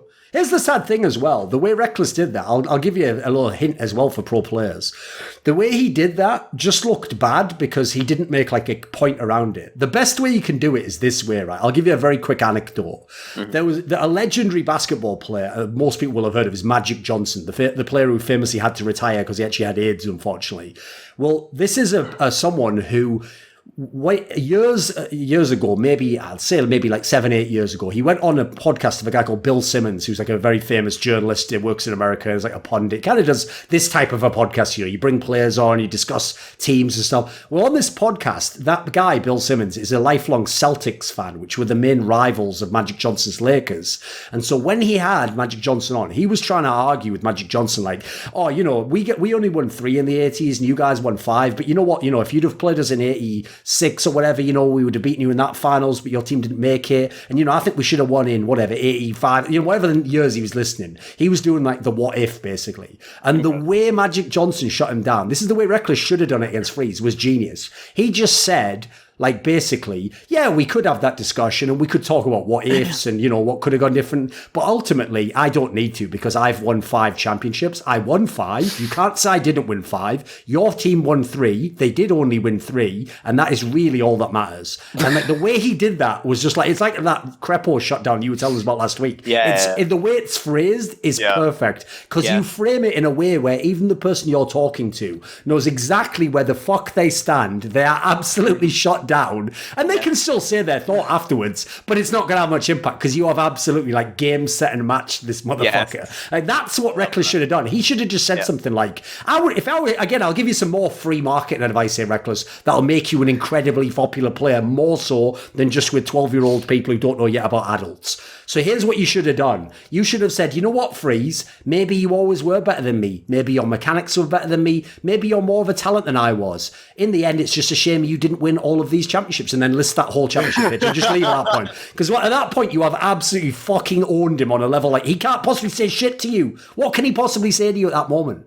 Yeah, it's true. I mean, like I'll give you an example, right? Because this is a League of Legends show, I'll leak this here because it'll never get back to CS:GO. There's no overlap between these shows. Okay. I actually helped a pro player in CS do some straight fire banter on Twitter just like this. The player was a player from Team Liquid called Stewie2K, right? He's already someone who likes to talk shit anyway. But what happened was when his team in the semi-finals was going to play Na'Vi at this last event, well, the Na'Vi team has the player called Simple on it, who is like the best player in the entire world. He's basically the faker of CS:GO. He's like so good, he's just way above everyone else when he's at his best, right? Because this player is the best, Stewie2K was saying to me like, how do I banter him then? Like, because, you know, even if I banter him and say, like, you know, we're going to beat you, he could always just say, yeah, but I'm a better player than you. And I was like, yes, that's exactly how you banter him. I told him, this is how you genius banter him. You tell him he's the best player, and that's why he won't win. So what he did as his tweet was, it was something like, you know, hey, Simple, there's no doubt you're the best player in the game, but the best team's the one that wins, and my team, Team Liquid, is the best team. And that is fucking amazing banter. Because what you've even done is take all the possible weakness he could attack and use it as part of your attack on him. It's actually genius. Like, what's he going to say to that? Yeah, you're right. My team is shit and I'm the best. Wait a minute, I can't say that. Exactly. He can't actually beat you. It's genius. You've even foolproofed it, you know. It's like he can't lose on that. Right, let's get one more person in. We'll get one more topic. People think I'm joking. I really should do, like, fucking banter coaching people. Because the other thing is as well, you have to realise, I do know that half of my tweets could go crazy and get me in trouble. So I wouldn't tell anyone to do any of those ones, obviously, would I? It's like, that's one thing people never give me credit for. I have never in any way suggested anyone else follow my path of how to do social media. I would never, because I always tell them the opposite. I say don't do it, because I'm barely getting away with it, and I am me. You're not me. So I wouldn't try and do my style. Probably won't work for you boys. Right, our guest here is Abdullah. What's your question, mate? I said that I think Perks is the best player in the world, but that's right. Yes. Okay. So so just in case people can hear that, you said you think Perks is the best League of Legends player in all of League of Legends, the entire world. So, okay, can you make your case? What reasons do you have for it? So yeah, I think like if you look at the recent games, he always won lanes. He carried the game, the Origin games. Although he only had like 6 months to do to. Yeah, he hasn't role swapped for very long. Yeah, exactly. And even like the other things that he brings to the table, like his leadership, his game knowledge. Okay.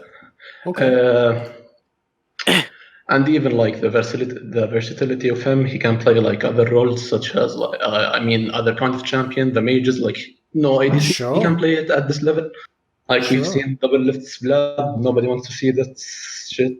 No, of course not. Right, well, go on then. I think you've made a decent case there. There's a lot of strong points there. What do you think, Veteran?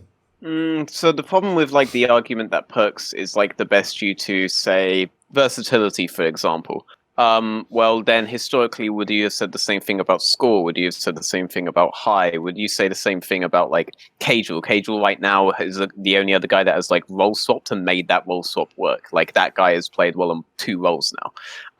Would you say that all these guys, owing to their versatility, were like potentially the best players in the world? Some of those guys were active when Faker was active, for example, and Faker has never like done any of these kinds of like role swap things. The knowledge thing. There are plenty of people who are bigger shot callers than Perks, even on his own team. Like, for example, we know that Caps is insanely vocal. We know Yanko's is insanely vocal. Whenever we have mic checks, it's never like Perks laying out the law. You know, like how do you know that like this kind of aspect of Perks' play is actually that impactful? I know it's really impactful when he was mid lane with regards to communicating with the jungler for ganks, etc. I know it's probably still impactful bot lane, just because I know Mickey X doesn't talk with regards to setting up similar things, but I don't necessarily think he's in control of the game. And then the final counterpoint where you think that he's like winning lane every time, well, this guy does have the best support player on the planet in the lane with him the whole fucking time. At the same time, I don't want to disagree with like any of these points in terms of I do think Perks is a very good laner. I do think Perks is more versatile than most players. Like Reckless had to sub himself out of his role, though he is fixing that now. He picked up the Karma, for example. He is gradually moving away from just being a marksman only player.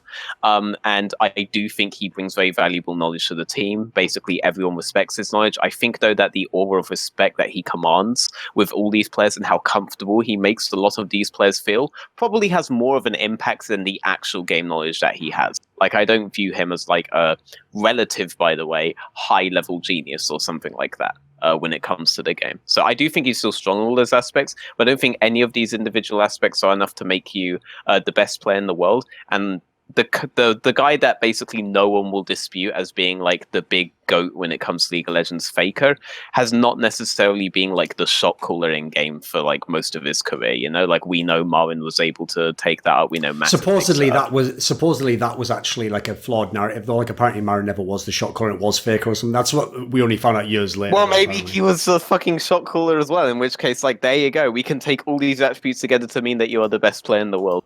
But even if he was, though, I don't think anyone would say he was the best shot caller. Like if you look at their style, they look like they had a very systems-based approach in that team too, mate. Like I wouldn't say like he's the best in the world. Like I think he's the best ADC. I just blew it out of proportion so it would look good. But I think like reasonable better than him. But I would say that he's the best ADC. Like even like right now, like who would be Deft or Uzi? Like they're very bad form. But like I would put him like top 3. And even like still like I think it's like a big thing to say, especially with the time frame that we have just seen him. It's like 8 months of play. Don't think that's enough to make you like the best. And like having a really good support and like one of the best mids in the world and a good top makes it really easier to look good. You've just made it very difficult because I don't watch enough Korea, China, and North America, though I highly doubt anyone competing from there, to know who his competition on a global scale would be. And I am of the opinion that what Perkz has done in 5 months has been to essentially make him the best AD carry in the region. So we're now in a difficult spot where I'm not quite sure what I'm arguing with you about. Yeah, I know what you mean, but like the thing is, like, even in MSI, like, I don't ever see him like really like fall off or do something really bad. Like, he won lane against, like, in the finals he smashed double left. He won lane against Mata and Teddy, who were people calling are the best ADCs, are the best bot lane in the world.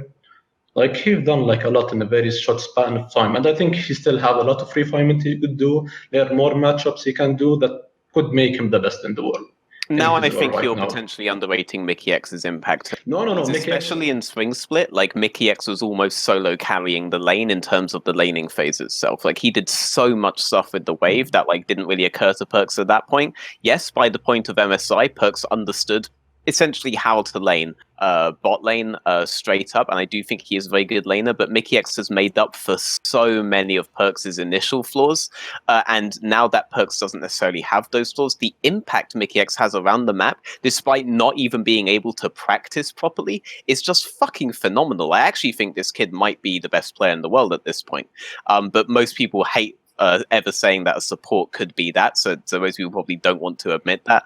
But there are players on Perkz' team that I would argue outside of just Mickey X, like just in his lane, that are also better than him. Like Wonder, for example, is one of the most consistent players in Europe and has been for years. Anyone who tries to tell you he was not an S-tier top laner last year is fucking lying to you. Like, he was one of the best players in Europe last year as well. Right now, I think like him and Mickey X are like the best players on that team. Perkz isn't like even the best player on his own team, is the argument I could absolutely have with you. I even think he's the best player in his own lane. But like, I mean, I've seen like Mickey X with other ADCs. They didn't look like even close to as how good Perkz is. All right, let's take Perkz and put him with Promiscu for a fucking split. See how he does, shall we? Yeah, like he did.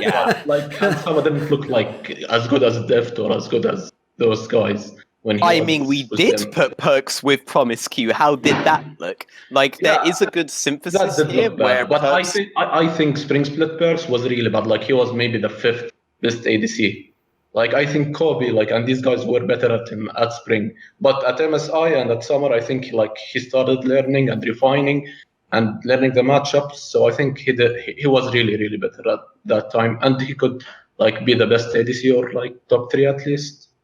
I think the lowest I would have put Perkz in Spring would have been 3rd, below Reckless and Patrick.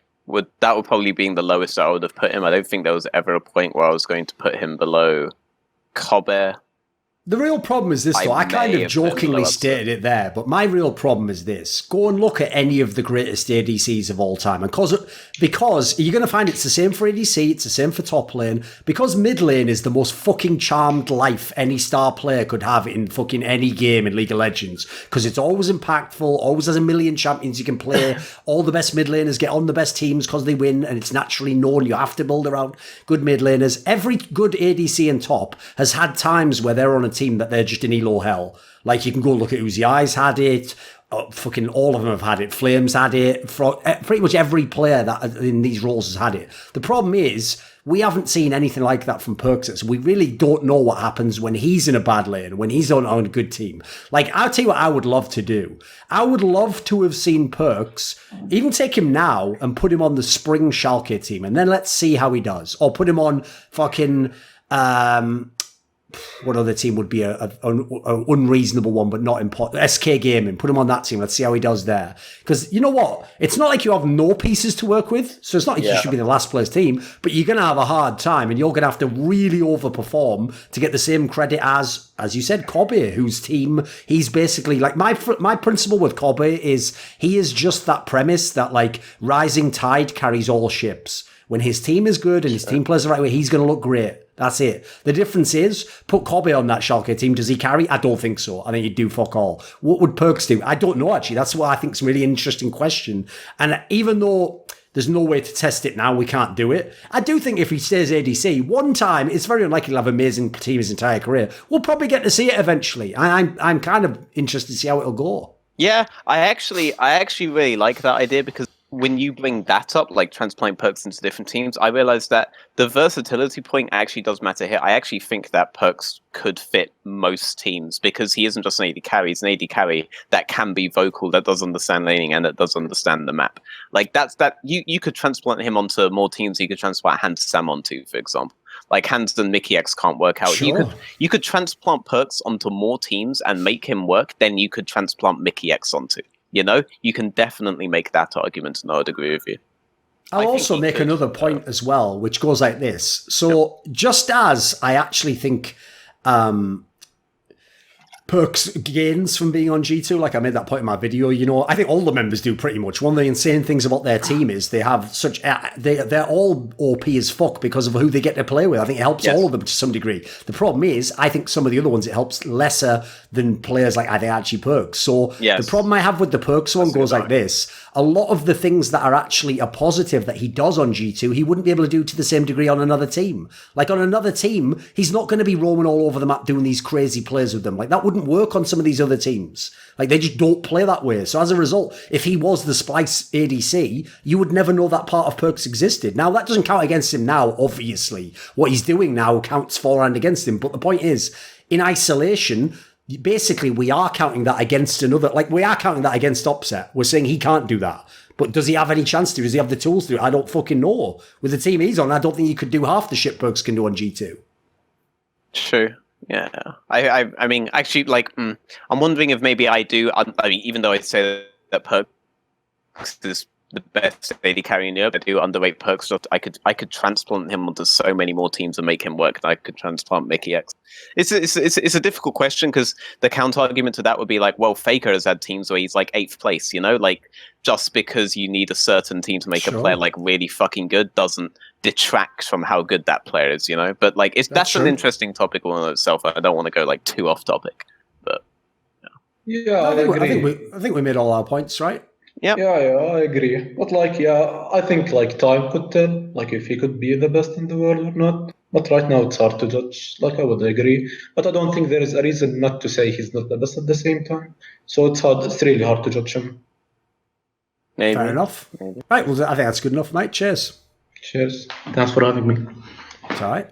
Thanks for coming on. This video was kindly supported by Alexander Rao, NateDOhDoubleG, Andreas Snazore Westerlund, Dean Tanglis, Wendelful, Blunt Smoking Anus Destroyer, Daniel Olivar, Chi Mao, JDubs, Kolja G, OllieJ, Tobias Bernasconi, and a special thanks always goes out to Jerky's Minion and weixz.